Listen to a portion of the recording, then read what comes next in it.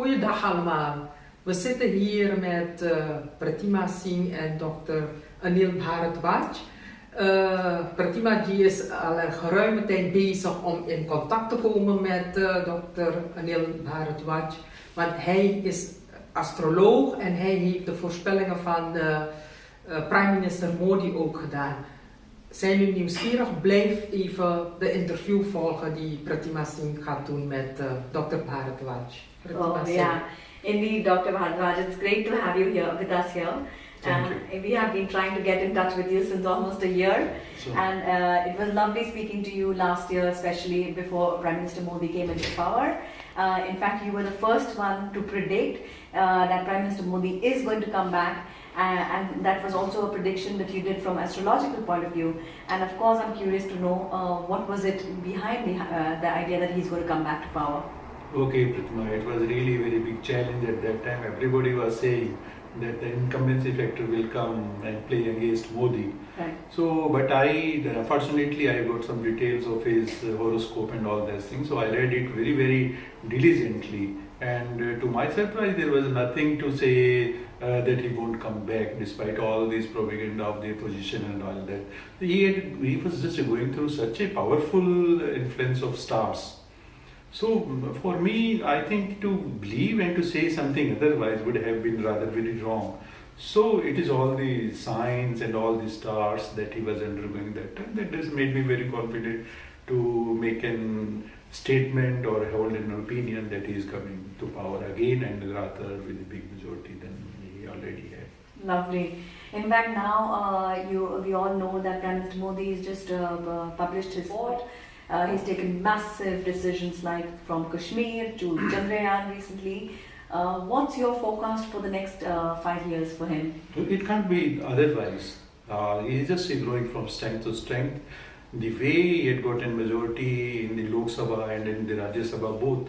So I think though it is very obvious to say that he will do more and more good for the country, but as far as astrological speaking, he is still undergoing the same influence of stars that brought him to the power, and in future I have really got some great thoughts about that he will totally transform the India the day the next election 2024, and to my reading he will come back in 2024 also. Oh wow, that's really positive, really great. Because I just read somewhere, that he has been blessed with some divine power, and it's really lovely. He is. See, the way before election when everybody was just trying to be near the voters and just visiting in and there, the person goes to the Kedarnath, sitting there in a cave and just concentrating there in some another world.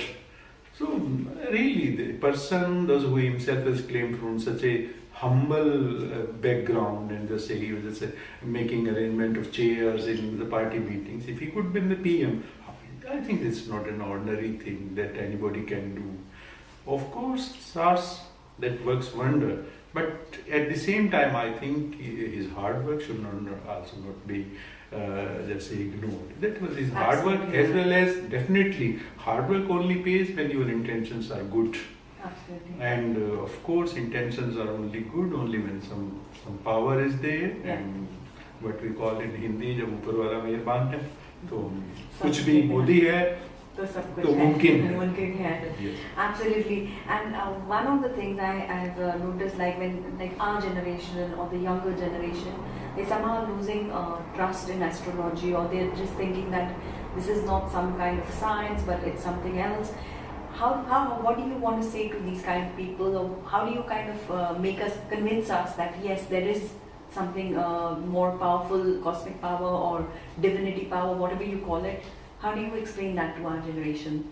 That's a really good question. That's quite close to my heart as well. Actually, I had never been a big follower of astrology. So, but some time back, when just out of curiosity I was reading about this quantum physics and everything, then startlingly I just found it. There are so many things that our Vedic astrology has already said about the way the thing happens. And now the quantum physics, even I remember in 2014 a Dutch scientist, a team of Dutch scientists, they just told about this, teletransportation is possible. These were the Dutch scientists who told this. But if we just make a fun of it, how that something can be transported out of here, just from one place to another, but that is exactly what the Vedic science was already saying these things. So I think instead of just say outrightly rejecting one thing that it is all this is superstition, this is all useless, it's only divinity or something like that, I just ask one question. Have you ever read this astrology? Have you ever know anything about astrology? First go read it and then tell whether it is all absurd or it is something really relevant. But I think it is relevant and worth trying also. If we are scientists, then how it can be possible that even without trying, we just rejecting an idea. And what is a science? Science also keep on revising itself. Right. What Galileo told in 16th century, that the world is an heliocentric. Then the people made fun of him, how he can say that, yeah, exactly. They thought that it was geocentric. At that time it was very scientific, that it's a geocentric, it is Earth that is fixed and the sun moves around it. Now everybody knows it was the truth. So if one really has any scientific sort of dent of mind, then he should know and then he should give some statement or opinion about what the astrology is. But for me, as far as Vedic astrology is concerned, if it is not a science, then let us find out. We have to discover it. It's a real science. Right. I'm so happy to see you say that it's a science, you know, because Yeah, it's and also coming from a Vedic point of view, I think that's really powerful. I'm sure this gets a lot of people curious. And I know it's very difficult to get in touch with you, but if people want to contact you, how do they approach you? Like, of course, we know you via our network and we got in touch, but if somebody wants to get in touch with you or get to know about from astrology or Vedic science, how do they get in touch with you? Oh, thank you, Pratima, if I can find your opinion so favorable to it. Absolutely. So my job is half done. So because I know it is any out of profession, it is for one just like my hobby. I have been working with the government of India now. I'm just got retired from there. So I have got my telephone number. I will give you, and I am available on net also. So anybody who's ever interested can contact me at any time. So welcome. If I can do any service for this diaspora in Netherlands, so it's more than a pleasure for me. Yeah, I'm sure a lot of Dutch people are going to be interested as well. Yes, you know? of course they should. They should know what the India stands for. Yeah, absolutely. I just want to tell that, you know, when we were trying to get in touch with you, it was very fascinating to read your profile because Dr. Bharadwaj, you've worked at very prestigious government positions. You've worked with the World Health Organization, and then to get into something astrological, believing that it's a science and looking at it from a scientific point of view was very fascinating. I really thank you for your time, and I really want to say please continue the great work that you're doing, and we will definitely talk again during our next election with such a great podcast from you. Thank you very much. Thank you. Lovely meeting you. Yeah. It's a pleasure, it's all mine. Ja, bedankt voor het kijken. Mochten jullie nog interesse hebben, dan kunnen jullie altijd contact opnemen met ons.